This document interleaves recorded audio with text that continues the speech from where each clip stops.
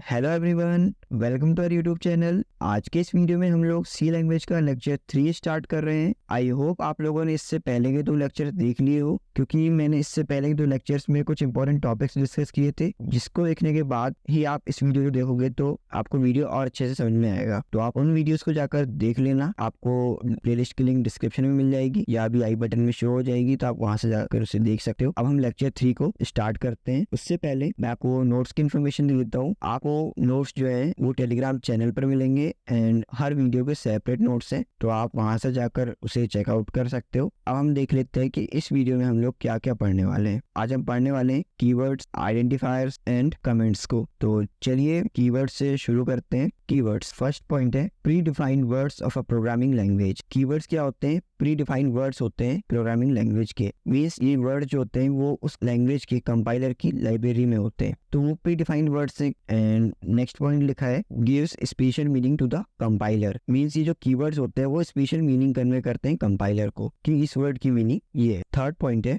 They can not become constant identifiers and variables. हम keywords को constant नहीं बना सकते, आइडेंटिफायर नहीं बना सकते एंड वेरिएबल नहीं बना सकते। अब आप पूछोगे कांस्टेंट, आइडेंटिफायर एंड वेरिएबल क्या है? कांस्टेंट मैंने लास्ट वीडियो में बताया हुआ है आपको, आइडेंटिफायर इस वीडियो में बता दूंगा। नेक्स्ट टॉपिक आइडेंटिफायर ये, एंड वेरिएबल्स को मैं नेक्स्ट वीडियो में डिस्कस कर लूंगा। अगर आप लोगों ने पिछला वीडियो देखा होगा तो आपको पता है कि कांस्टेंट क्या होते हैं एंड वहां पर आप कीवर्ड्स को पुट करके आउटपुट में देख सकते हो कि क्या होता है। आइडेंटिफायर्स को मैं इस वीडियो में बता दूंगा, तब भी आप जाकर उसे फिर कीवर्ड्स को चेक कर सकते हो कि आइडेंटिफायर रखने से क्या होता है। वेरिएबल्स को अगले वीडियो में बता दूंगा, तब फिर उस वीडियो के बाद फिर आप कीवर्ड्स को एज अ वेरिएबल रखकर आप चेक कर सकते हो कि क्या आउटपुट आता है। ठीक है, नेक्स्ट पॉइंट है they also used in comments and string literals. हम कीवर्ड्स का use as a constant, identifier और वेरिएबल नहीं कर सकते, बट उनमें हम कमेंट्स में एंड स्ट्रिंग लिटरल्स जो है उनमें यूज कर सकते हैं। अब कमेंट्स क्या होते हैं वो मैं आपको इसी वीडियो में बता दूंगा एंड स्ट्रिंग लिटरल्स मैंने लास्ट वीडियो में बताया हुआ है, तो आप इसी भी चेक कर सकते हो कि कमेंट्स में रखने से क्या होता है एंड स्ट्रिंग लिटरल में रखने से क्या होता है। तो आपको ये सभी प्रैक्टिकल खुद ही करने, क्योंकि खुद करके देखने से ज्यादा अच्छे समझ में आता है। ठीक है, तो आप इसे चेक जरूर कर लेना।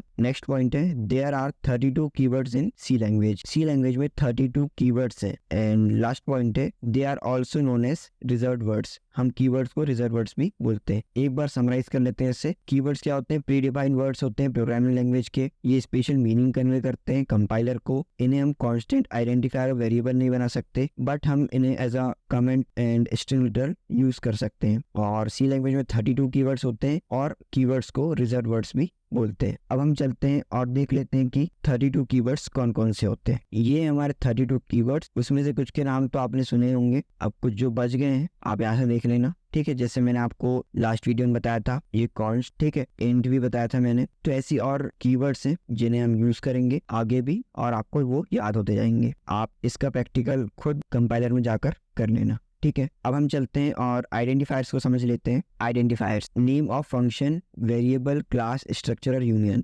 आइडेंटिफायर क्या होते हैं? नेम होते हैं किसी फंक्शन का, वेरिएबल, क्लास, स्ट्रक्चर और यूनियन, इनमें से किसी का नेम होता है identifier. Unique name to an entity. ये जो function, variable, class, structure, union, ये सभी क्या है? एंटिटी है। उन्हीं का यूनिक नेम क्या होता है? आइडेंटिफायर। अब आइडेंटिफायर जो होता है नेम है वो किससे मिलकर बना होना चाहिए? उसके रूल्स है कि it consists of only alphabets, small a to small z, capital E to capital Z, digit 0 to 9 and underscore only. ठीक है, जो आइडेंटिफायर है वो अल्फाबेट होना चाहिए, स्मॉल कैपिटल दोनों चल जाएगा, डिजिट्स एंड एक ही सिंबल या स्पेशल सिंबल बोल सकते हैं आप लोग, अंडरस्कोर। उसके अलावा ये किसी और चीज से मिलकर नहीं बन सकते। अगर हम इसमें एडिशन या हैशटैग यूज करेंगे तो हमें ये रॉन्ग आइडेंटिफायर बन जाएगा हमारा। ये जैसे मैंने पहला यहाँ लिखा है एग्जाम्पल NAME, नेम, ये आइडेंटिफायर बन सकता है। आप यहाँ कैपिटल स्मॉल कहीं पर भी कुछ भी कर सकते हैं, कोई प्रॉब्लम नहीं आएगी, बट आपको अगर आइडेंटिफायर बनाना है तो आप अल्फाबेट का यूज कर लो ओनली, या फिर आप अंडरस्कोर से स्टार्ट करके अल्फाबेट्स लिख दो, या आप